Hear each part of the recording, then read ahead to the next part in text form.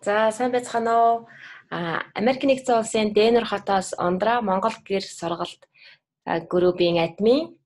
Тэгээд өөрийн шав байсан 23 дугаар сургуулийн төгсөгч дэлгэр жаргалын дэлгэр заяа өнөөдөр одоо гишүүдтэй яриаг нь хүргэхээр өрн оролцоолж байна. Тэгээд урилгыг минь хүлээн авсанд маш их баярлалаа. Баярлалаа. Танд ч гэсэн өөрийгөө танилцуулнаа дараа нь бичний дараа дахиад жоохон танилцуулах хийнэ. За. Намайг дэлгэр жаргалын дэлгэр заяа гэдэг. Тэгээ саяхан Америк нэгдсэн улсын Вашингтон их сургуулиас бакалаврын зэрэг авсан. Тэгээ хоёр мэргэжлэр төгссөн. Эхнийх нь байгаль орчин судлал, хоёр дахь нь эдийн засаг гэсэн мэргэжлэр төгссөн байгаа. Тэгээд дэлгэр заяа маань ер нь бол 10 жилдээ топ студенттэй топ сурагч байсан. Бүх юм дээрээ ер нь бол ялангуяа тооны талын хичээл, физикийн талын хичээл дээр англи хэл дээр маш сайн байсан. Мөн бие бэлдрийн хувьд бүжиглдэг. Тэгээд бас йогоор хичээлдэг. Би бас бясалгал хийдэг гэж тааж нэгсийг сонсоог л тэгтээ чам бясалгал хийдэг гэж бодож байна. Тэгээд бас өөрийн хамгийн гол нь бас энд урьж оруулах болсон шалтгаан болохоор зэрэг одоо ингээ гадаадад ингээ маш завгүй те ийм өндөр мундаг сургуульд ингээ сурч байхдаа бас өөрийн асар үнэтэй цаг заваасаа гарган бас оюуны хөрөнгө оруулалт Монголдо хийдэг байгаа. Тэгээд тэрнгээр болохоор зэрэг ухаарлын 7 хоног гэсэн подкастыг хөтлөж явуулж байгаа. Тэрэнд подкаст эхлээд блогоор эхэлсэн. Тэгээд подкаст болсон. Би маш их баяртай. Тэгээд баярлалаа. Тэгээд за ингээд би бас сонирхож байна л да одоо ийм сайхан хүүхдийг одоо чи одоо яагаад чиний одоо яг яагаад ингэж энийг одоо ухаарч те өдий зэрэгтэй одоо явж гинэ гэдгийг чи одоо мэдхийг хүсэж дээ. Чамаас чи яг юунаас ингэж одоо үнцэн те амьдралын утга учирыг хайж одоо өдий зэрэгтэй ингэж маш их хөдөлмөрлж ингэж явж байгаа гэж мэдмээр байна. Энэ чамд нөлөөлсөн юунаас энийг авдаг? Плюс шууд хангалттай ахaltaа. Манай ээж аав хоёр чинь багаас нь эхлээл амар анхаарал хандуулдаг байсан. Би чинь айлын дунд хохин байхгүй. Тэгээд бараг эхний хүүхэд байгаагүй наазалсан юм шиг. Одоо эхлээд хүүхэдтэй болохоор чи хүмүүс чинь тэр нь баг ингээд туршилтын тул маягийн юм болчдаг. Тэгээд намайг яг төрөхөд бол яг ингээд ингэх систем байна гэдгийг бол яг ингээд мэдсэн байсан юм шиг байлээ. Тэгээд багаас л ер нь айгүй ялангуяа ээж айгүй тийм хатуу байх үед айгүй хатуу, зөөлөн байх үед айгүй зөөлхөн. Тэгээ намайг яг юу сонирхож байна, яг ямар хүн байхыг хүсэж байна гэдгийг нь одоо надаас ингэж сонсдог. Үзэл бодлыг нь байнга ингэж сонссон мөртлөө хажуугаар нь бас ингэж одоо нөгөө comfort zone гэж байгаа шүү дээ. Хүний байнга дуртай зүйлийг нь хийлгээд байхгүй. Ингээд энэ хүүхдийг ингэх юм бол илүү их одоо өсөх боломжтой байна гэдгийг нь харж нэлийн шийдвэрүүдийг гаргадаг байсан юм шиг байна. Тэгээ намайг жоохон байхад бол тэр бүжгийн дугууланд явах бол миний шийдвэр бол байгаагүй байхгүй. Манай хийж очивол одоо надаас мэдээж яриг асуусан л байж таарна л та. Чи одоо бүжгийн дугууланд ингээ явбал ямар байна вэ гэдэг ч юм уу тий. Тэгээд би тэрэнд нь нэг тэгэж дургуцаж одоо би явмааргүй байна гэж хэлэхгүй зүгээр л яг болж юм ч гэдэг юм уу тий. Тиймэрхүү хариу хэлэнгүүт л ээж аваачаал Монголын хүүхдээ ортонд аваачаал бүртгүүлчих яах жишээ нэ тий. Тэгээд тэрүүгээрээ би жоохон байхдаа хэрвээ би ээж аав одоо намайг өсгсөн ээж аав хоёр шиг биш арай өөр ээж аавтай байсан ч юм уу тэр талаар хүүхдтэй нэг тэгж цаг зав гаргадаггүй ээж аавтай байсан бол дээд зэрэгтэй ингэ байж ах байсан гэж би ерөөсө боддоггүй. Яг тэгэхээр одоогоос бол нэг 18 нас хүртэлх юмнуудын шийдвэрүүдийг дандаа ээж аав чи ингүүл яасан юм бэ гэж дандаа зөвлөгөө өгч шийдвэр гаргадаг байсан байгаа байхгүй. Тэгээд тэрнийхээ дараагаас бол өөрөө нэлээд ер нь л хөгжсөн. Одоо сургуулийг ингээд шийдээд өгсөн байна тий баг бахад чи ингээд хэлээ айгуу сайн сурах хэрэгтэй гэд хэлсэн. Тийм болохоор би хэлээ айгуу сайн сурсан. Их сургуульд аплай хийж хаад хүртэлтэй одоо ямар их сургуульд илүү сурвал илүү сайн байна вэ гэж яагаад чи ер нь Америк бол яасан гэж яагаад юмудаа шалгалтуудаа бэлдсэн байх жишээ нь. Тэгээ тэр цаг цавыг бас гаргаж өгдөг байсан гэр бүлээс. Хажуугаар ингээд тий чи энийг ингэж хийхгүй байж яагаад хичээлээ хийгээд байгаа ч юм уу тийм асуудал бол ерөөсөө гарч байгаагүй. Дандаа ингээд боловсролыг бол аягүй их дэмжиж ажилладаг. Тийм гэр бүл төссөн болохоор зэрэг л одоо ингээд гайгүй явж байгаа. Тийм урд нь бол би бас чиний ярилцлагыг сонсож байхад ээжигээ ерөөсөө дуртаагүй байсан. Аавын чинь хувьд болохоор зэрэг түүхийн ухааны доктор, профессор хүн байгаа. Тэгэхээр энэ хувьд болохоор зэрэг газар зүй одоо нэг мэрэгчлээ газар зүйг сайн судлаад зохицохгүй бас түүхийн талаар маш сайн мэдлэгтэй байдаг бах. Тэгээд миний бас өөрийнхөө яагаад яг подкаста одоо энэ ухааллын 7 хоногоо ингээд англиар яриад англиар биш англиар ярихгүй тий монголоор яриад ингээд монголоор хөтэлдэг болсон шалтгаан нь бол өөрийнхөө монгол хэлийг одоо бас маш өндөр хэмжээнд авч үлдэхийг зорьсон гэж одоо ярьж исэн. Мөн автагаа хийсэн Монгол бахархлын өдрийн бас подкастыг сонссон. Тэгээд сүүлийн үед бас нэг миний одоо ажигласнаар одоо энд гадаадад төрж өсөж байгаа энэ сурж байгаа хүмүүс маань монгол хэлээр айгүй муу ярьж байна. За би ч гэсэн өөр энэ донд нь орсон явж байгаа. Тэгээд монгол хэлээрээ муу ярьж байна. Яагаад ингэж бид нар ингэж монгол хэлээрээ заавал ярих хэрэгтэй юм. Тэг яагаад бид нар ингэж одоо монголоор бичих хэрэгтэй юм. Энэ талаар юу гэж боддог вэ? Яагаад ингэж монголоор ингэж ярих хэрэгтэй юм. Одоо энэ хүүхдэд гадаадад өсөж байгаа хүүхдэд яагаад бид нар монгол хэлээр ярих хэрэгтэй? Таны бодлоор юу гэж бодож байна? Нөгөө уламжлал соёлтойгоо холбоотой ах л та яг ингээд одоо энэ чинь би чинь одоо баг хувь хүний үүрэг гэж би баг үздэг байхгүй тэр чинь монгол хэлтэй сайн байх монгол хүн л болж төрсөн юм бол энэ магадгүй манай нөгөө аав багаасаа ингээл те түүхч хүн болохоор зэрэг уламжлал соёл гэл ингээд байнга ингэж ярьдаг та нар энийгээ хүндэтгэх хэвээр түүхээ мэддэг байх хэвээр гэд багаасаа тэгэж хүмүүцснээс бас байж болж иж магадгүй. Гэтэ ер нь цаад ер нь монгол хүн болж төрснийх монгол хүн болгоод нэг энэ дөөнд бас ингэж хариуцлагатай хандах хэрэгтэй байхаа гэж би боддог байхгүй юу. Одоо би нөгөө нэг дахиад нөгөө хүн болгоно ярьдаг. 3 сайхан хүн амтай тэгэл иймэрхүү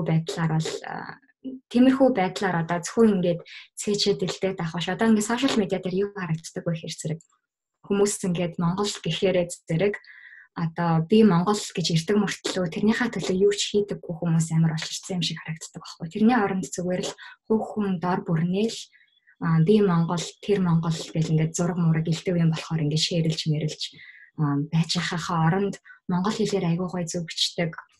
Монгол хэлээр айгуу гоё уншдаг. Тийм байгаасаа гэж би айгуу хүсдэг. Тэгээд тэрний тэгж хийснийхаа үр дүнд болохоор зэрэг одоо хэрвээ монголоор айгуу зөв ярьдаг болчих юм бол манай хүүхдүүд бас зөв ярьдаг болох нь ихсгэл байхгүй юу.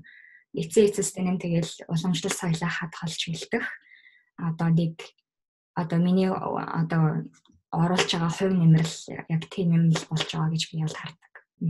Яагаад бид нар ингэж уламжлал соёлоо авч үлдэх ёстой? Аавын одоо сургасан яваар болохоор зэрэг аав нэг удаа ингэж хэлжсэн. Дэлхий бол глобалчлагдж байна. Тэгээд бүх орнууд бол соёлын хооронд ингээд ууссалтууд бол бий болж байна. Одоо энэ Европын соёл бол одоо нэлээд их газар авсан байна. Тэгээд тэр бол одоо хятадын соёл хэдэн мянган жилийн турш ингэж авч үлдсэн соёл шүү дээ. Монголч бас ялгаагүй маш урт түүхтэй шүү дээ. Тэр их урт авч үлдсэн тэр соёл бол бидний амьдрах ухаан юм а гэж хэлжсэн байхгүй яав. Яг ингээд малчин соёл гэдэг бол зөвхөн Монголд л байдаг тий. Тэгээд юунаас өөр дэлхийд хаанч тийм амьдрах тийм арга ухаан яг ингээд Монголоос аваад Монгол бас өөр газраас авсан ч юм уу тиймэрхүү юмудаас байгалах. Гэхдээ ер нь энэ бол зөвхөн Монгол л байдаг зүйл. Энэ бол амьдрах ухаан.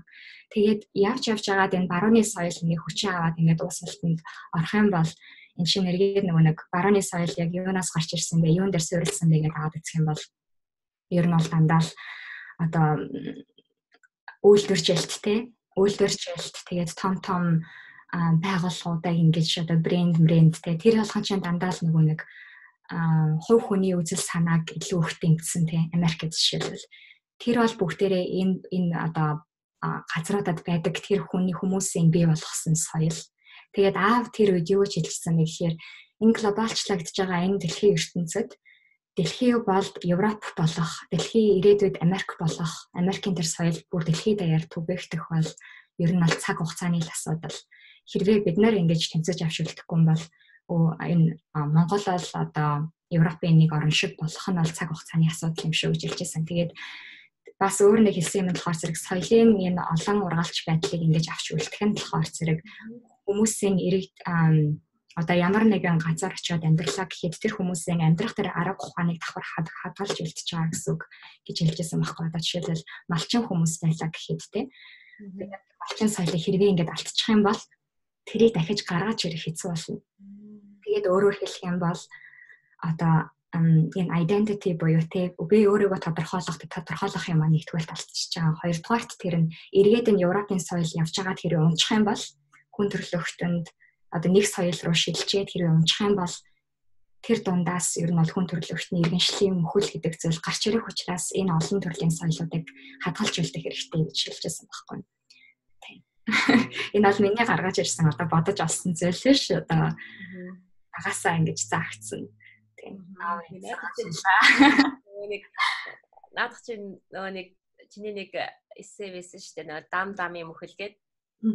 Тэрнтэй бас бодоод байл дээр чинь зөвхөн нэг арал дээр байсан соёл хэрэг тэр соёл дэлхийн нийтээр төгсөн болол бас одоо яг өөрийн хэлээд байгаа одоо мөхөлд хүрэх боломжтой юм байна гэж ойлголоо. Тэгээд дамын мөхөлгээд надад хамгийн их таалагдсан подкаст байгаа. Тэгээд та нар ухаарлын 7 хоног гэдэг подкастын дамын мөхлийг сонсч үзээрэй. За тэгээд одоо яагаад ухаарлын 7 хоног гэж нэрлэх болсон юм бэ? Энэ талаараа эхнийхээ нь юу болохоор санаанд болохоор зэрэг ухаарлын 7 хоног гэдэг би нөгөө 7 хоног болгоон контент гаргана гэсэн утгаараа ухаарлын 7 хоног гэж нэрлсэн байхгүй. Тэгээд ухаарлах гэдэг нь болохоор одоо манай блог подкастын гол зорилго нь бол хүмүүсийн мэддэггүй аль эсвэл хүмүүсийн өдөр тутам мэддэг мөртлөө өдөр тутамдаа цаг гаргаж боддоггүй асуудлуудыг гаргаж ирж бичье гэсэн байхгүй.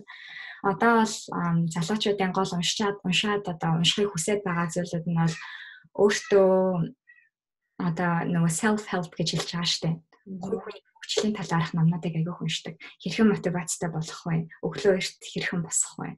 Амжилтанд хэрхэн хурдан хүрэх вэ? Өөрийн номнууд нь штеп. Тэгээд өсвөр насны хүүхдүүдэд зориулсан 7 дүрмж гэдэг юм уу тий. Тэгээд тиймэрхүү номнуудыг аягүй уншдаг болсон байна. Тэгээд би болохоор зэрэг тийм номнуудыг уншаад надад тийм сонирхолтой ерөөсө санагдаж байгаагүй. Би ерөөсө тэр тиймэрхүү номнуудыг нэг их ч одоо бүтэн дуусгаж чадаагүй байхгүй өөрөө. Тэгээд тэрнээс илүү одоо амьдралд зөвхөн амжилтанд хүрэхээс илүү чухал бидний одоо санааг зовоох хэвээр зөндөө олон чухал асуудал байдаг юм шүү гэдгийг хүмүүст мэдүүлэх зорилгоор ухаарлын 7 хоног гэдэг блогийг нээсэн байна. Тэгээд хүмүүсийн өдөр тутмдаа бодож үздэг асуудал болохоор зэрэг одоо ухаарлал гэдэг үгийг нэмж оруулж өгöd ухаарлын 7 хоног гэдэг подкастыг блогийг бол анх эхлүүлж ирсэн. Тэгэхээр одоо ухаарлын 7 хоног блог подкастыг мэддэг дийлэн хүмүүс нь болохоор нэг подкаст гэдэг утгаар нь мэддэг ер нь 70-80%. Тэгэхээр би бол өөрийгөө подкаст хийгч гэдгийг утгаасаа илүүтэйгээр одоо бичээч гэж хардаг болохоор би бол ухаарлын 7 хоног блог гэж ярих дуртай. Тийм.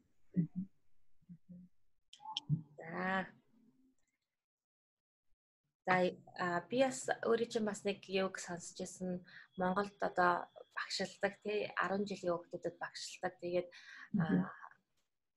багшлах яагаад Монгол хүүхдүүдэд багшлах болваа? Тэр талаараа яг тэр нөгөө нэг зараг бас танилцуулж байна. 10 жилийн хүүхдүүдтэй ээж аав байвал бас би сонирхож олно тий. Зараг foundation гэдэг байгаа шүү дээ. Зараг сан.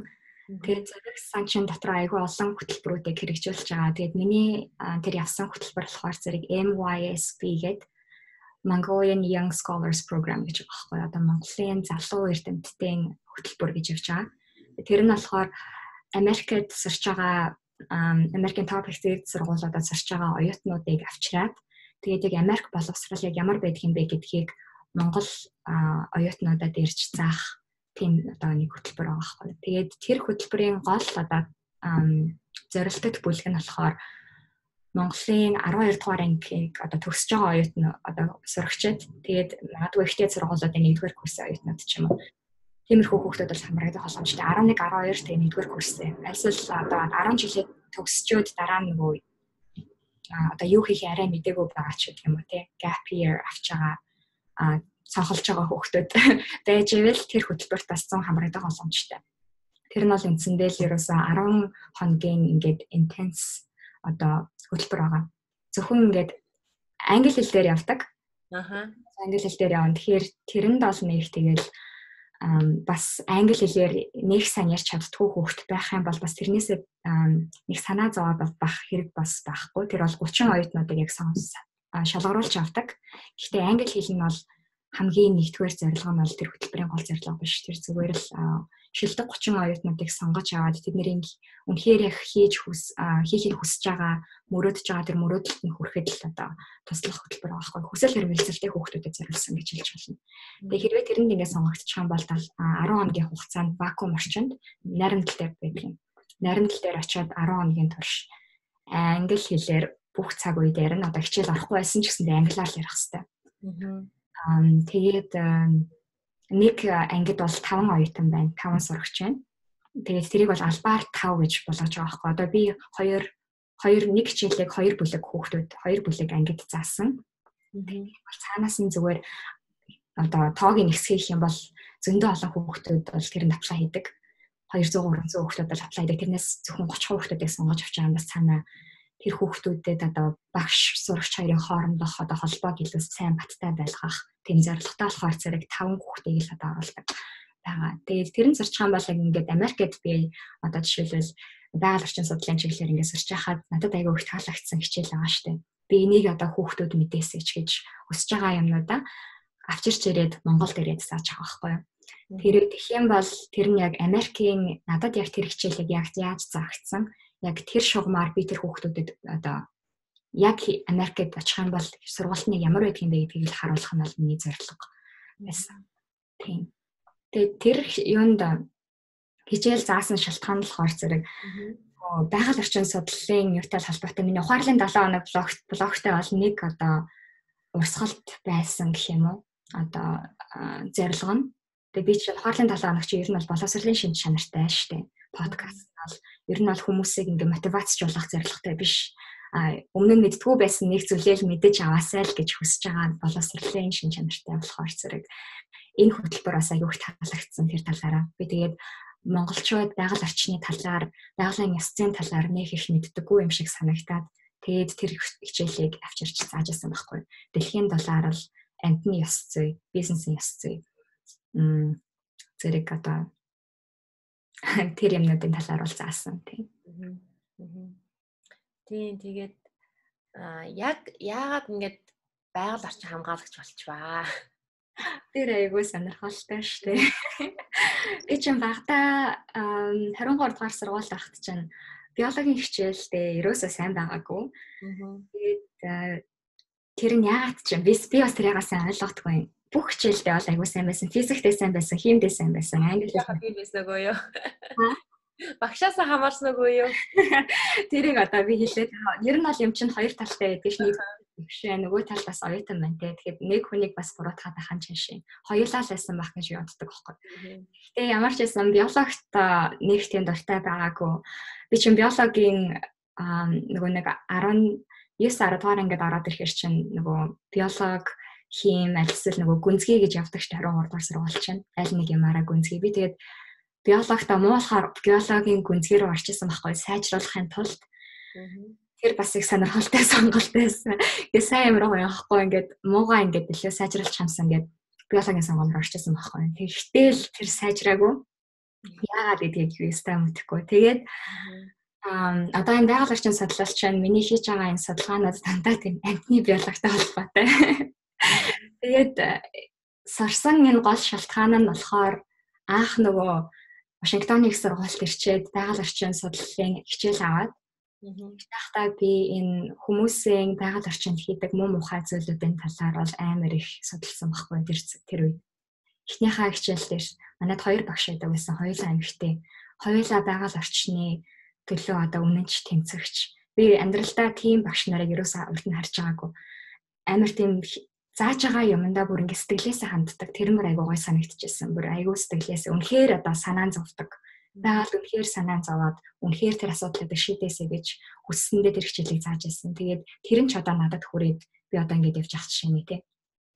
Тэгээд тэр багш нарын юунаас болохоор заасан хичээлүүдээс болохоор би юу сурсан бэ гэхээр хүн бол байгаль орчинд үнэхээр их орчтой. Тэгээд тэр нь ясцсан хувьд маш буруу юм байна гэдгийг харсан байгаа. Одоо бизнесийн байгууллагууд ашигын төлөө тэр мөнгөний төлөө ямар амар буруу үйл ажиллагаа явуулдаг юм бэ гэдгийг бол ойлгож авсан байхгүй. Тэгээд амтны ёс зүй байна. Зөвхөн хүний одоо хүн амтанд ингэж нөлөөлөхөөс гадна хүн бас өөрсдөндөө ингэж нөлөөлдөг те. Одоо энэ дэлхийн одоо томоохон компаниуд шүү дээ. Apple, Samsung, Sony те. Тэр олон компаниуд чинь эргээд тэр чинь маш бага цалингаар хүмүүсийг ажилуулдаг. Эргээд тэр нь одоо хийсэн бүтээгдэхүүнүүд нь амархан эвдэрч хэмхэрдэг. Одоо Apple бол бүр ингээд айгүй их сүүлийн үед амар миний уурыг бол айгүй хөргөж байгаа. Яагаад вэ гэхээр зэрэг компьютерууд нь ингээд анх бол ингээд CD тоглуулагч, DVD тоглуулагч нь хамт ирдэг. Хажуугаар нь ингээд хөвчөө ингээд зүгээр юу хийгээл оруулаад ингээд сонсох боломжтой байдаг байсан тий. Тэгээд нөгөө USB энэ бүгдээр ингээд хамт ингэж ирдэг байсан бол одоо ерөөсөө аль болох хэрэгдэгчдийг олон зүйл ахуулах маягаар бүтээгдэхүүнээ өргөжүүлж байгаа байхгүй. Одоо жишээлбэл одоо миний Apple компьютерт хажуу талаас нь ордог USB ордог юм байхгүй. Тэрийг авахын тулд би дахиад одоо $60-70 нэмэж тийм нэг адаптер маягийн юм авах хэрэгтэй болж байгаа байхгүй. Тэгээд тэр болгоно хамт ирэхгүй заяа. Би ингээд 2 хоногийн өмнө очиод тэрийг одоо SD карт уншдаг. Тэгээд дээрэс нь хажууд нь USB байдаг шинээр одоо хоёулаа нэг дор байдаг зүйлийг авахыг хүссэн байхгүй юу. Ингээд амархан штэ SD карт оруулаад USB 2 нэг дор байвал гэсэн чинь тэр хоёрыг тус нь аав гэж нэгдүгээр штэ. Тэр мэдчлэн одоо хэрэглэгчдийг аль болох олон зүйл ахуулах. Тэгээд дээрэс нь сүүлийн үед бас ингээд юунуудаас солилцсон тий. Нөгөө ордог оролтуудыг нь бүгдийг солилцсон. Нөгөө одоо жишээлбэл iPhone-ы нөгөө нэг чивчнийх нь оролт нь өөр. Залхуур авлаа гэхэд залхуур нь өөр. Тэгээд тэр iPhone-ыг авцсны дараа тэр залхуур миний компьютер таахгүй байгаа байхгүй. Тэгээд би одоо компьютерт оруулахын тулд дахиад нэг чивч худалдаж авах хэрэгтэй болж байна. Энэ бол одоо Европын одоо энэ Америкийн нэгдсэн улс энэ бидний шүтээд байдаг хүмүүсийн хийдэг үйл ажиллагаа бол ийм одоо over consumption гэж нэрлэж байгаа. Тэгэхээр үйлдвэрлээд тэгэхээр хэрэглүүлэх зарчмаар явагддаг. Манай авч гисэн подкастн дээр хэлчихсэн юм тухай. Тэгээд иймэрхүү зүйлүүдийг хараад тиймэрхүү компаниуд яагаад ийм үйл ажиллагаа явуулдаг анхнаасаа тэдний зорилго нь юу юм бэ гэдгийг хүмүүс мэдэхгүйгээр ийм одоо ухамсаргүй шийдвэрүүд гаргадаг. Тэгээд энэ компьютер чинь дотроо тийм маш олон химийн агуулмжтай. Эдгээр чинь ирээд хууль бусаар хятад руу очиж экспортлогддог. Тэгээд тэндээ очиод эн чинь маш олон хүмүүсийн эрүүл мэндийг хохироож байгаа байхгүй. Хүүхдүүдийн эрүүл мэндийг 5 настай хүүхд хүртэл тэнд эцэг эхтэйгээ хамт ажиллаж байгаа жишээний зөвхөн мөнгө олохын тулд тий зэсийг нь зараад маш бага хэмжээний мөнгө олохын тулд ингээд тэр улсын эдийн засаг өсөхгүй байх гэх мэтчлэн маш олон одоо үр дагавруудтай байдгийн байна гэдгийг олж мэдсэний үндсэн дээр би ерөөсөө эднэрийг мэдчихэд буцаад өөр юм судалж чадахгүйсэн байхгүй юу. Ингээд санаа зовоод гэх юм уу. Одоо энэ л одоо аюул чухал шийдэх ёстой асуудал байхад өөр одоо энэс илүү чухал шийдэх асуудал надад ерөөсөө гарч ирэхгүй байсан. Тэгээд тэр юм ингээд гарч ирсний дараа бол биологт муу байх бол тийм асуудал биш юм шиг харагдсан. Ийм хамгийн нэгдүгээр. Одоо жишээлбэл эдийн засгаар явхад бол би одоо натуралаараа одоо байглаасаа илүү байгаль орчны хичээлүүдээс хамаагүй илүү сайн байсан. Эдийн засгаараа ингэж явхад тэгээд би 2 мэргэжлэр бас хамгаас бас ийм утга учиртай. Гэхдээ байгаль орчин надад илүү их чухал санагдсан. Хамгаалах хэрэгтэй юм шиг. Хэрвээ би хүүхдүүд өөрийнхөө хизээ нэгэн цагт хүүхдэд болох юм бол хүүхдээ би эрүүл орчинд өсөөсөн гэж хүсдэг тий. Тэгэхин тулд би энэ одоо хүмүүсийн хийж байгаа эрдэмтдийн одоо ингэж үнэхээр хүмүүст ухааруулахыг хүсэж байгаа энэ зүйлд одоо нэгдэж ороод өөрөө бас хувь нэмрээ оруулах хэрэгтэй юм байна гэдэг одоо бодол шингэсний үндсэн дээр л ингэж хараал. Тэгээ тэрнээсээ тэр одоо нөгөө нэг энэ одоо брендинг and одоо over consumption гэдэг одоо орчин үеийн хүмүүсийн тархийг угаадаг энэ зүйлийн эсрэг одоо тэмцэхийн тулд ерөөсөө ухаарлын 7 хоног блог энэ чинь бүгд л яг тэрнээс гарч ирсэн. Тийм байгаа. За би бас өөрөө айгуу тийм нэг за хинтээ ярьсан юм дээр чи комент хийгээ явчих. Би бас ер нь жоохон нэг өглөө хэрхэн эрт босох бай ч юм уу self help book айгуу сонирхдаг байхгүй сонирхож уншдаг. Бүгдийн дуусгадаг гэдэг. Гэхдээ хүмүүс бас ингээд өөр юм сонсох, сонирхох, судлах хэрэгтэй юм шиг санагддаг. Тэгээд бас монгол хэлний чиний бас ингээ хийж байгаа зүйл чинь болохоор надад маш их таалагддаг. Тэгээ би хамгийн гол нь би өөрөө мэдэж авахаас гадна өөр хүүхдүүд маань энийг сонсоосаа мэдээсэй гэж айгаа хүсдэг. Тэгээд блог хэлбэрээр бичигддэг болохоор зэрэг бичигдэгс мандаа би ялгаар чанга дуугаар уншаад хүүхдээ унших тэр болго уншина гэж бодлаа. Харин машинда одоо ийшээ тийшээ явж явах чи машинда ингээд тавьчихаар нэгдүгээр дээр хүүхдээ чи монгол хэлний сайжирч байгаа. Чи бас өөр айгуу гоё хоолойтой айгуу гоё уншдаг болохоор тэр нь бас ингээд зөв дуудлага те сонсох. Тэгээд бас байгаль орчны талаар бас мэдлэгтэй болчиход ялангуяа би хүүхдэд нэ дам юм өхөлгээд ээжигээ иддэг гэсэн идэх хэмжээнд хүрсэн хэрвээ ингээд модоо хайрлах гол гэлээс хүүхд бүр айгуу ингээд хүлээж авч байгаа байхгүй юу. Тэгээд бас чиний бас яг ингээд яагаад ингээд чи ийм юм мэдэж авчаад ингээд одоо ингээд хийгээд ингээд явж байгаа ч статтай айгүй адилхан. Би бас нөгөө нэг энэ Philadelphia'д байдаг Achievement of Human Potential гэдэг институт байдаг. Institute of Achievement of Human Potential тэрний How to Multiply Babies Intelligence гэсэн курс суусан. Тэнд болохоор зэрэг анхлаад бол нөгөө Brain Injured Kids тусалдаг байсан юм байна. Тэгээд туслаад айгүй мундаг хүүхдүүд болгодог. Тэгээд би өөрөө тийм сургалтанд суучаад бас ингээд зүгээр саажилттай хүүхд ч одоо бүр айгүй мундаг болох боломжтой байд юм биш үү те. Унш чадахгүй хүүхдүүд бас байдаг юм байна. Унш чадахгүй хүүхдүүд чи одоо ер нь хүүхдийг хөгжүүлэх юм боломж байд юм байна гэдгийг бүр ингээд юу ачаал. Тэгэл бас өөрийгөө голдсон шүү дээ. Би ч хэн билээ юу илээ те юу хийж байгаа билээ гэл. Тэгэл одоо нэг хүүхдэд би одоо ингээл Монголд бас айгүй их одоо мэдээж одоо Монгол одоо агаарын бохирдлаараа ер нь бол brain injured kids хамгийн их нөлөөлдөг зүйл нь агаар байгаа байхгүй юу. Тийм тэгээд тэр агаараас болоод хүүхдэд айгүй их одоо дутуу төрдөг ч юм уу, эсвэл хүчил төрөгчийн дутагдaltaй төрдөг ч юм уу тийм. Ийм асуудал айгүй их хүүхдэд байгаа учраас би өөрийнхөө хэмжээнд одоо хүмүүс таниулъя юу яая. Тэгээд одоо ингээд энэ ажлыг хийгээд явж байгаа. Тэгээд ингээд жижигхэн юу маань ингээд айгүй цаашаа ингээд одоо нөгөө нэг snowball шиг ингээд тамраад одоо бүр ингээд том болоод явна гэж найдаж байна. Тэгээд мөн бас энэ одоо хийх гээд өөрийн зарж байгаа энэ ажилдаа бас энэ залуу одоо их айгүй мундаг залуучууд гарч ирж байна.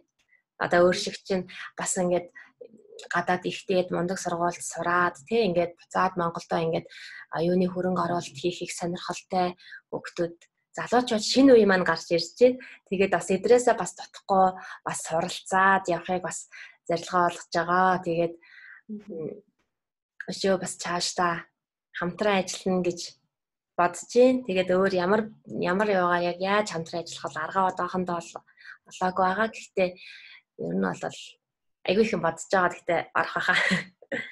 Тийм гоё үйл ажиллагаа явуулж байгаа юм билээ тийм Монгол их сургууль гээд.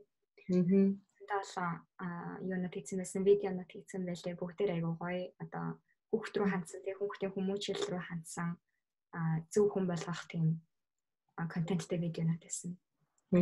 Чи бас баярлалаа. Гэхдээ одоо яг одоо жоохон Facebook-ийн орчинд байгаа. Өөрөө бол нэг Facebook үздэг байхтай үздэг. Тэгээ ер нь бол ингээд бас жоохон ингээд яхаа бас зарим хүмүүс бас Facebook-ыг ер нь аль болохоор баг байлгах. Тэр нь айгу зөвлөдөө. Би ч гэсэн өөрөө бас Facebook-ийн хэрэглээ бас ер нь бол нэлээд баг байлгахыг л одоо хичээж байгаа. Гэхдээ одоо чадахгүй бүр юу групп нээсэж одоо бүр баларсан. Тэгэхээр бас одоо энэ юунаасаа ер нь Facebook-аас бас гарыг гэж бодож байгаа. Facebook-аас гарыг тэгээд шөө тэгээд айгүй бол санаанууд байгаа. Тэгээд өшөө хамтран ажиллах тий санаа зорилго нэгтэй хүмүүсээ байвал холбогдоорой гэдэг нэг энэ завшааныг дамжуулаад хэлжээ. Бас өөрт чинь ч гэсэн бас нэг гол том шалтгаан нь Монгол хүүхдэд заах болсон шалтгаан өөрсгөө адилхан одоо үзэл сонирхолтой үзэл бодолтой хүүхдүүдийг бас олж авах нэгтгэх хамтрах бас бодолтой гэсэн тэр талаараа ярих боломж байна. Одоо бол яг ингээд ухаалтын 7 хоног блог подкаст чинь Элброс гэдэг юм дотор одоо орцсон байгаа, нэгтсэн байгаа. Тэр нь юу вэ? Би бас сайн Элброс гэдэг гүйлгцэн. Одоогоор болохоор Элбросын ойрын зорилго нь болохоор яг л одоо Ухаарлын 7 хоног блог подкастын зорилготой бол адилхан. Дэлхийн өнцөг болонд амьдарч байгаа монголчуудын одоо сурч мэдсэн зүйлээ үн төлбөргүйгээр олон нийтэд хуваалцах. Тэгээд нийтийн одоо сошиал медиа дээр Facebook дээр ингээд үйл ажиллагаагаа л одоо явуулж байгаа. Элбрас бол тустай вебсайт бол одоо Ухаарлын 7 хоногт бол байгаа. Тэгээд сүүлд саяхан нээсэн юм л та саяхан 3 сараас эхлээл үйл ажиллагаагаа явуулж байгаа. Тэгээд ойрын зорилго нь бол ерөөсөө нэг тиймэрхүү хүмүүсийг илүү мэдлэгтэй байгаасаа, юмыг арай өөр өнцгөөс хардаг байгаасаа. Өөр өнцгөөс юу хавтаа одоо мэдээллийг олон талаас харж чаддаг байгаасаа. Зөвхөн нэг харсан мэдээлэл болгондоо итгээд яваад байдаг биш. Энэ бас ингэсэн болов, тэгсэн болов гэсэн одоо нэг тийм майндсет дотроо боддог бодолтой байгаасаа гэсэн үндсэн дээр л энийг олон хийж явуулж байгаа. Тийм. Залуусын нэгдэл тэгээд хэрвээ хүсэх юм бол бас би подкастнда хамтрагчтай болох юм бол бас надад айгүйх тус нэмэр болно. Тэр хэрвээ гэхдээ нөгөө манай подкастын чинь гол зорилго нь хүмүүсийг боловсралтай болгохоос биш. Одоо хамгийн их сонсогчтой болох ч юм уу тэр одоо тоо бол нэг их тийм сонирхолтой биш миний хувьд. Тэгээд тийм болохоор зэрэг хэрвээ нэгтгэхийг хүссэн хүн байх юм бол нэгдүгээр тэрийг бас ингэж бодолцож үзэж энэ боловсролын шин чанартай шүү гэдгийг бас бодолцож үзэх хэрэгтэй гэж хэлмээр байна. Тийм бас чиний нөгөө нэг шүүмжлэлт сэтгэхүйг хөгжүүлэх үү гэдэг бас надад амар таалагдсан. Тийм. Ер нь блогийн маань жанжин шуум гэх юм уу те. Тэр болохоор ерөөсөө л шүүмжлэл сэтгэлгээг ашиглаж хүмүүст хэрэгтэй мэдээлэл хүргэх зорилготой байгаа байхгүй юу. Би тэрийг өөрөө тусдаа ингээд лекц гаргасан ч гэсэндээ тэр болохоор миний одоо банк одоо блогоор бичихтэй би тэрийг бол тэр зарчмыг бол банк баримталдаг гэж хэлж болно. Нэгдүгээрт миний блог оригинал байх хэвээр би өөрөө бичсэн байх хэвээр. Хоёрдугаарт тэр нь үнэн мэдээлэл суурилсан байх хэвээр. Тэгэхээр би хамаа замбрааг нэг вебсайтаас ороод нэг мэдээлэл авангуудаа анхаа энэ талаар биччихье гэж болохгүй.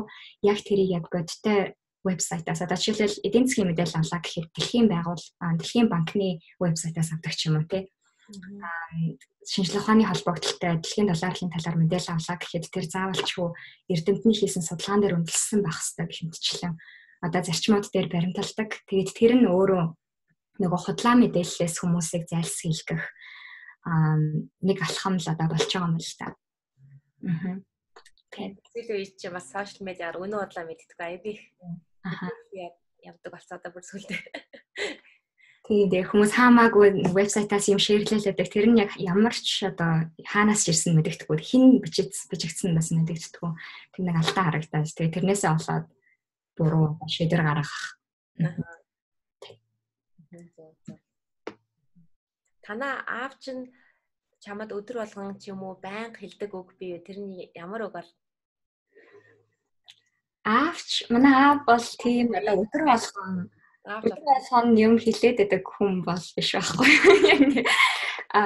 Эрэгтэй хүн болгон тийм байдгийг би мэдсэн мэдэхгүй байна. Гэхдээ аав бол ингээд цуглуулж хурааж байгаа нэг амар статстай байлдаг хүн байхгүй юу. Тэгээ сүүлийн үед би ингээд бүр ингээд нөгөө дэвтэр дээр бичиж авдаг болсон. Тэгэхгүй бол нөгөө нэг амар их юм зэрэг хэлчихдэг. Тэгээд эхэндээ нөгөө нэг зарим нь мартаал зарим нь ингээд явдаг гэсэн бол одоо ингээд мартахгүй юмсан гэсэн байдлаар одоо тэмдэглэж авдаг болсон. Аавын хэлдэг юмнууд гэх юм бол ер нь сүүлд хэлсэн нэг юм байна. Манай аав ч нэг миний төгсөл дээр ирсэн. Тэгээ тэр үедээ юу гэж хэлсэн бэ гэхээр аз жаргалын талаар л хэлсэн юм л да. Хүн аз жаргалтай байхын тулд олон давааг давж гардаг тийм одоо сэтгэлийн хаттай байх хэрэгтэй. Банк би болохоор ингэсэн байхгүй. Одоо би жишээлбэл одоо нэг өөрийгөө одоо аз жаргалтай байлгах сонголт хийчих юм бол яг одоо би кино үзнээр байлаа. Кино үзчих юм бол яг сэтгэл санаа аягүй гоё те. Тэг чинь харин тэгснийхаа дараа болохоор зэрэг би энийгээ хийхийнхаа оронд өөр нэг аягүй чухал юм хийж болох байсан шүү дээ гэдэг одоо өөрийгөө буруутгах сэтгэл аягүй хөтгөрөөд байдаг байхгүй. Тийм болохоор зэрэг тэр сонголтыг хийхгүй одоо нөгөө хэцүү сонголтыг ингээл хийгээл би тэгтээ тэрийг хэр зөв сонголт байсныг бол тухайн үедээ бол мэдээгүй ингээл байнга ингэх хэрэгтэй юм уу те байнга л би ингээд хичээл намаа хийх хэрэгтэй болохоор зэрэг яг тэр үедээ өөрийгөө ингээ хүчлээд суух хэрэгтэй байдаг юм уу би сайн мэдэхгүй байсан ямар үед яг өөрийгөө чөлөөлөд тийм байх хэрэгтэй байдаг чинь байнга ингээ кино үзээд айгуу гоё. Хэрвээ тэр сонголтыг байнга хийгээд хамбал хүн байнга аз жаргалтай болдгоо ч юм уу гэдэг. Тэ одоо болох ч юм уу те. Мэдэхгүйсэн байхгүй юм. Кино үзчихэл дараа нь за. Тэгэл тэр хоорондоо дараа нь юу гоё санагдчихин тэрийгээ хийчих юм бол хүн тэгэл тэр үед аз жаргалтай болчдгүй юм уу те. Би амьдралдаа тэгэж үзег болохоор зэрэг тэрийг сайн мэдэхгүй байсан. Тэгээд би аавтайгаа энэ талаараа ярилцсан л та. Тэгээд аав юу гэж хэлсэн бэ гэхээр хүн бол тэр юунуудыг бол байнга давж явах хэрэгтэй. Урд байгаа саад бэрхшээлтэйг бол байнга давж гарч явах хэрэгтэй. Хэрвээ зүгтаах юм бол тэрнтэйгээ хизээний нэг цаг нүүр тулах цаг гарч ирж л таарна. Тэгээд тэр үед чи харамсна. Хоёрдугаарт аз жаргал гэдэг бол ингээд яг тухайн үед аз жаргалтай байна гэсэн үг биш. Одоо аз жаргал чинь амьдрал чинь ингээ хоёр өөр өнгөтэй байдаг. Аз жаргалтай үе байна, зовлон бэрхшээлтэй үе байна. Хэрэг зовлон бэрхшээлтгээрээ бууж өгөөд тэр үедээ зөвхөн өөрийгөө баярлуулах шийдвэр гаргачих юм бол чиний амьдрал чинь хязгааргүй хэмжээнд доошоогоо уруудна гэсэн баггүй. Тэгэхээр тэр бол байнга аз жаргалтай байх шийдвэрээ тэр дороо ингээд гаргаад байх юм бол хүн ингээд насан туршдаа аз жаргалтай байх боломжгүй байдаг юм байна л та. Тэгээд аавын хэлж байгаа болохоор зэрэг чи өөрөөрөө бахархах одоо юм хийх хэрэгтэй. Хожим нь бодоод би ийм юм хийсэн шүү дээ гэж бодож хүн өөрөөрөө бахархаж тэрнээсээ аз жаргал одоо баяр хөөргийг авдаг болохоос ш тэр аз жаргал гэдэг бол яг цухаан үедээ л яг мэдэрдэг зүйл биш юм а гэж хэлжсэн байхгүй. Тийм. Хамгийн сүүлд ярьсан зүйл бол яг нэг тиймэрхүү байна. Тэгээд аавын хэлж байгаа үгс бол ингээд цаг хугацааны эрхэнд бас ингээд өөрчлөгдөд явдаг. Тийм. Гоё яг хэлсэн байна. Би бас энийг бас ингэж хүлээж авч ойлгоно гэдэг чинь бас их гоё юм. Баярлалаа. За. Ер нь чиний хитийн одоо ойрын үеийн одоо зарилт одоо яг юуг хандаж юунд цагаа зарцуулж явна вэ? Ойрын үедээ амрахыг одоо засаглаа авч байгаа. Би 4 жил амар их хөдөлмөрлсөн. Ер нь одоо тийм их завтай байсан үе бол нэг санагдахгүй байна. Зуны амралтаар хүртэл ингээл Монгол яваад гэртээ байж чадахгүй те энд тэнд татлага хийгээд эсвэл хүмүүст хичээл заагаал бүгдээр айгуу гоё байсан. Тэгээд хийсэндээ бол одоо л айгуу бахархаж байна. Ингээд аавын хэлсэн юм бол ингээд яг өөрөө яг өмнө байгаа юм л та. Дараа нь ингээд бодоход би зүг шийдвэр гаргасан шүүгээд өөрөө бахархаж байгаа байхгүй. Тэгтээ тэгэж явсны үндсэн дээр би бас амар ядарч чинь 4 жил ингээд тасралтгүй тэгээ явчихаар зэрэг амар ядарч чинь. Одоо нэг сургуулийнхаа ард гарлаа. Тийм болохоор яг ажилд орохоос өмнө бас нэг 2-3 сар юу авъя гэд. Засварлага авъя гэд өөрийгөө одоо шинээр нэг refresh гэж хэлдэг шүү дээ. Тийм одоо засварлага авчих юм бол нэг арай нэг одоо сэтгэл зүйн хувьд айгүй дээгүүр байх бах гэж одоо бодож байгаа. Би 2017 онд баха нэг блог бичижсэн нэг сэтгэл санаагаа одоо нөгөө сэтгэл зүйн байдлаа айгүй тийм зөв байлгах одоо нөгөө йог хийдэг учраас чинь бас тэндээ байгаа шүү дээ. Зөвхөн ингээ биеийнхаа одоо бие бэлтрийн хувьд ингээ өөрийгөө хөгжүүлээд байх биш.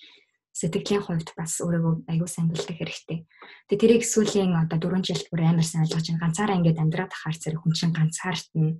Гэр бүлээс хол ахаар зэрэг гэрээ санана тий. Тэгээ тэр болгонд ингээд бууж өгөөд ингээд яваад байхаар зэрэг бас болохгүй. Тэгээд өөрийгөө баян гэж хүчилж урагшин ингээд чи одоо энийг хийх хэрэгтэй гэд унтаад байж ах боломжтой байтал босч ирээд хичээлээ хийж ах жишээ нэ тий. Гэтэ хүн бас хамаагүй өөрийгөө тэгэж урагшин ингээд түлхээд ах юм бол бас нөгөө хамгийн чухал зүйл буюу одоо энэ дотор байдаг энэ сэтгэл ханамжтай байдал өөртөө итгэл одоо зүгээр л одоо эмоцийн хувьд тэ сэтгэл санааны хувьд эрүүл байх юмаа бас алддаг юм шиг санагдсан. Хамаагүй өөрийгөө бас тэгэж хүчилж бас болдох юм байна гэд. Тэрийг бас сүүлийн хэдэн жил бас ойлгоод одоо л яг засварлага авъя гэж байж байгаа. За би маш өөрийн зүгээс маш халуун баяр хүргэе. Наад их одоо бүр угаасаа л 10 жилдээ бүр ингээл амар хичээдэг байсан. Одоо ч гэсэн ингээл 4 жил бүр ийм том сургууль сураад ингэж их маш их хүч хөдөлмөр айгүй тийм тууштай айгүй тийм сайн хөхд байгаа шүү. Баярлж байна тий бас ингээд үнэхээр их бас бахархаж байна. Тийм их бахархаж байна. Тийм багшаасаа бас ийм үг сонсох ч бас надад айгүй гоё. Би ч бараг 10 жилийн өмнө юу англи хэлний юу хичээлд чинь сууж байсан шүү дээ. Тэгээд 10 жилийн дараа ингээд бас багштайгаа ингээд ярьцлага хийгээс сууж ингэж би бол ерөөсөө төсөөлөөгүй. Тэгээд бас ийм үг сонсно гэж бас төсөөлсөнгөө тийм баярлалаа. Тийм тэгээд өөрийн чинь болохоор зэрэг би одоо чамаас сонсдоо шүү гэж ерөөсөө хэлж байгаагүй урд нь тэгээд ямар ч сонсоод яваал ингээд хараад байдаг гэсэн. Тэгээд одоо яг энэ одоо бас энэ үйл ажиллагаа хийснээрээ бас яг юм надад ийм боломж олж байгаа байхгүй юу?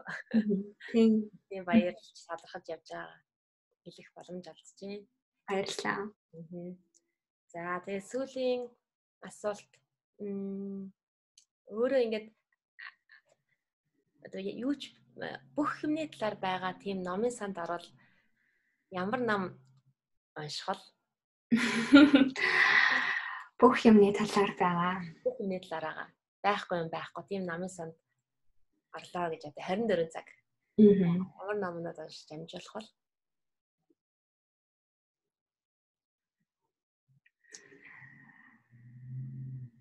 Яг одоо юу тий? Яг одоо байгаагаар л хариулна. Яг одоо гэх юм бол хаалны ном. Одоо яг зөв яаж хооллох вэ?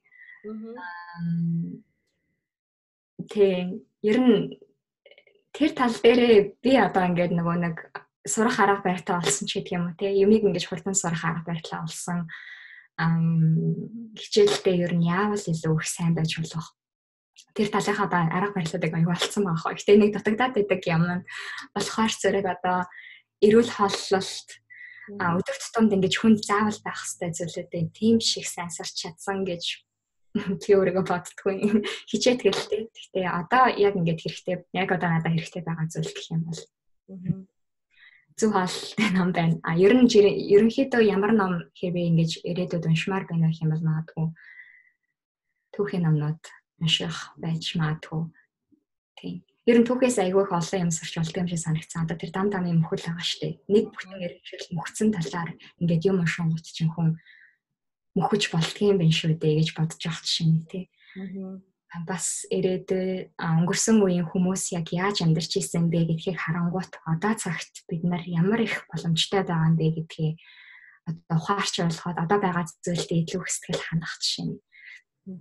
Тэгээд бас автагаа нөгөө нэг дайны талаар нэг ярьчихсан байхгүй юу? Дэлхийн 2 дугаар дайнд яг үйл явцыг ямар байдгийг байсан болоо гэж ярьчихсан. Тэгээд аав нөгөө Орос нөгөө Герман хоёрын хоорондоо байлгааны талаар ярьж өгчээсэн. Тэгээд тэрэн дээр ерөөсөө урд байлдж байгаа цэргүүд бол урагшаал барих хэвээр. Тэр хүний одоо хувь цаяа бол тодорхой өгөх л хэвээр. Нэг бол тэр урагшаа барьж дайсанд буудуулж өгөх хэвээр. Зүгтах юм бол өөрийнх нь хүмүүс өөрийг нь буудна гэж байгаа байхгүй. Кинон дээр гардаг штеп хүмүүс ингээ буудуулахаараа зэрэг ингээ буудуулаад тэр дороо ингээ гээ өгчдөг. Аав болохоор зэрэг бодит амьдрал дээр бол тийм биш байсан юм шиг байгаамаа гэж аав ч өөрөө байлдаж явсан хүн биш гэхдээ түүхийн судалсан хүн байгаа.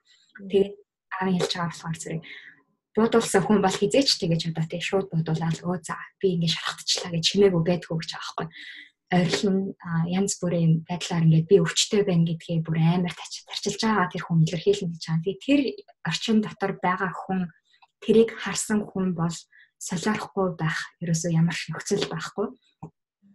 Тэгээд нөгөө нэг цэрэгт явсан хүмүүс чинь маш их тийм юмнуудыг давж туулж одоо тэсвэр хатаажилттай байж иж тэрэндээс одоо сэтгэл санааны хувьд сэтгэлийн хатаараа тэрийг даван туулж иж амьд мэд гэртээ эргэж ирсэн хүмүүс байдгийм аа гэсэн баггүй. Тэгээд тэр шархсан хүмүүсийн чинь зарим нь ингээд амьдараа галт шатаж матаал тий бөмбөгдүүлээл гар хүлгүй болол тэгээд тийм юмнуудыг сонсож байхад бол надад айгүй амар исэн. Тэгээд одоо ингээд миний одоо байж байгаа зовлон гэдэг үзгээр зэрэг амар жижигхэн ямыг бүр амар томруулж хараад байгаа юм шиг санагдсан.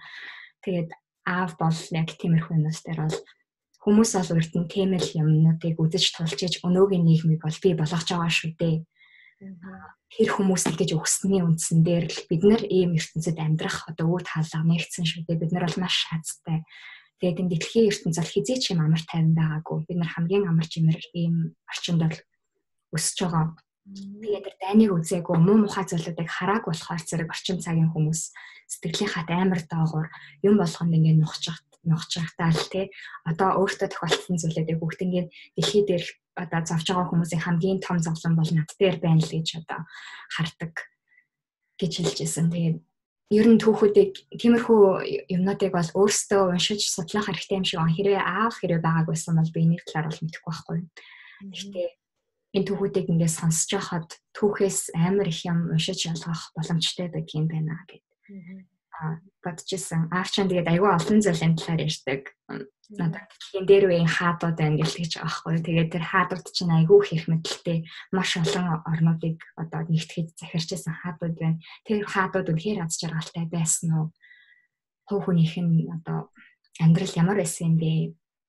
Гэх мэтчлэн одоо аюу олон зүйлүүдийг бол түүхээс харах боломжтой байдаг. Тэгээд одоо магадгүй манай ээж аавын мэдэхгүй зүйлүүд тий.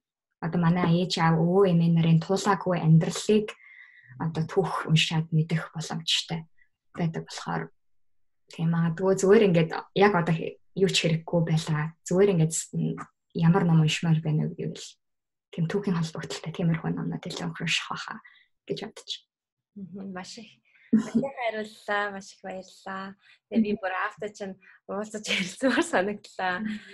Тэгээд аав чи хэр цаг завтай байдаг бол ер нь бол завгүй байгаа юу? Аав ер нь бол одоо нэлээд цаг байгаа. Юу Чингис хаанаас хойш үеийн түүхийн 5 бот одоо авторлж байгаа. Тэгээ энэ дахтаа хүртэл аягүй завгүй байсан. Намаа бицээр хаалт дараг буцаа ирсэн шүү дээ. Өглөө босч ирээл ном дээрээ суугаал. Өдөр намайг хэрвээ одоо аав ингээ тгий гэхгүй бол бас ном дээрээ суугаал. Тийм байсан. Тийм. Гэхдээ аав бол ер нь бол зав гаргана. Зав гаргах юмдаа ол гаргана. Тийм. Тэгээ би одоо аавын талаар л амар их яриад байдаг. Гэтэл цаана нь ээж гэж ааваас илүү амар хүн байгаа шүү дээ. Тий. Манай ээж бол яг ингээд гэрийн яг би яг боддог байхгүй. Гэрийн яг ноён нуруу манай гэр бүлийн хувьд гэх юм бол баг манай ээж. Одоо аав ингэж хэтэрхий ингэж даацтай үг хэлдэг тий. Айгүйх юмыг ингэж өргөн хүрээнд хардаг ч гэсэндээ яг ингээд гэрийн нарийн ширийн төлөвлөгөө боловсруулах хүүхдийн хүмүүжил одоо яг яах хэрэгтэй вэ? Цаашдаа яах хэрэгтэй вэ? Одоо 5 жилийн дараа яамаар байна вэ? Гэдэг зүйлүүдийг ээж хардаг гэж би хөвөний хувьд бол тэгж хардаг. Тийм бага хахад бол аав бол намайг бүжгээс одоо дууланд явуулъя гэдэг ч юм уу. Намайг хэл сургая. Эсвэл одоо ихтэй сургуулиудыг энэ Америкт одоо сургаяч гэдэг юм уу. Тиймэрхүү зүйлсүүдийг бол аав ерөөсөө аавын амнаас бол тийм үү гарч яхаг би бол сонсоогүй. Тэр бүх шийдвэр бол ээж нь шийдвэр байсан. Тэгээд тэр үйл ажиллагаануудыг одоо бүжигт яваал тий йог хийгээд йог хийх бол миний сонголт байсан л та. Гэхдээ одоо ингээд хэл сураад юмд илүү их сайн байхын ач холбогдол энтрийг ингээд мэдэрч ойлгосон зүйлүүд бол бүгдээрээ л ээжийн яг нөр хөдөлмөр байсан тэр бол. Ээж бол яг тэр гэр орны яг тийм багна амьдралд ерөөсөө ингэж одоо аавын амнаас хизээд сонсохгүй өвөө эмээ нарын амнаас хизээд сонсохгүй үгсүүдийг бол ээж л дандаа хэлдэг. Дандаа чи ингэж болохгүй одоо ингэмээр байна. Чи тэгэх хэрэгтэй шүү. Бараг ааваас хатуу. Цагаан болох юм бол аав бол тийм нэг философик юмнуудыг аяг хэрдэг байхгүй. Түүхэнд бол иймэрхүү байсан. Хүн ер нь нэг тиймэрхүү л байх хэрэгтэй юм шиг байгаа ч гэдэг юм уу тий. Одоо аз жаргалт гэдэг чинь нэг иймэрхүү юм шиг юм байгаа. Яг нэг тийм одоо өдөр дотрын амьдралд шууд хэрэгтэй биш. Ерөнхийдөө хүмүүс ингээд бодоод тэрийг урт хугацаанд амьдралдаа хэрэгжүүлвэл гоё зүйлүүд ярьдаг. Ээж болохоор зэрэг яг ингээх хэрэгтэй байна. Бодтой юм дээр бол ингэж шахаж өгдөг.